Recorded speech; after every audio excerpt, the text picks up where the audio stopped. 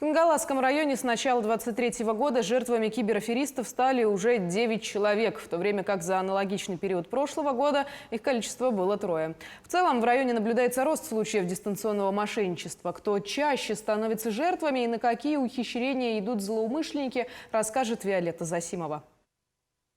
В прошлом году 46 хангаласов попались на уловки киберпреступников, стремящихся заработать на доверчивости граждан. В результате в общей сложности в карманы мошенников ушло свыше 18 миллионов рублей.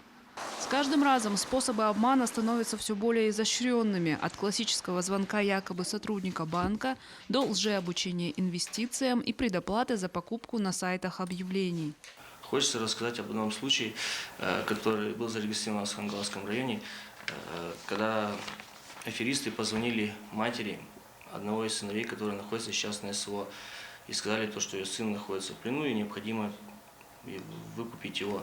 Данный способ является мошенническим, так как аферисты начали играть на беде других граждан, которые переживают за своих родных и близких.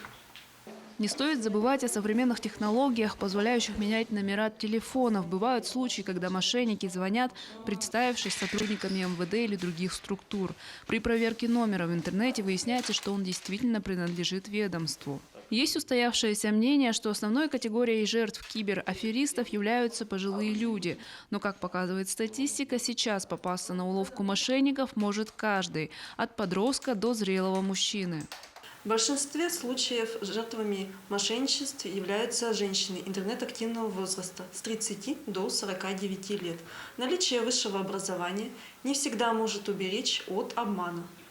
Дистанционные мошенники, как правило, действуют, находясь в других регионах. Это осложняет процесс их поимки. Поэтому из 46 прошлогодних киберпреступлений раскрыта лишь малая часть.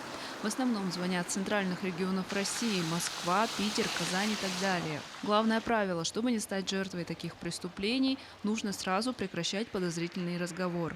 И запомните, банковские специалисты, представители МВД и других силовых структур никогда не звонят гражданам на телефон по вопросам денежных операций.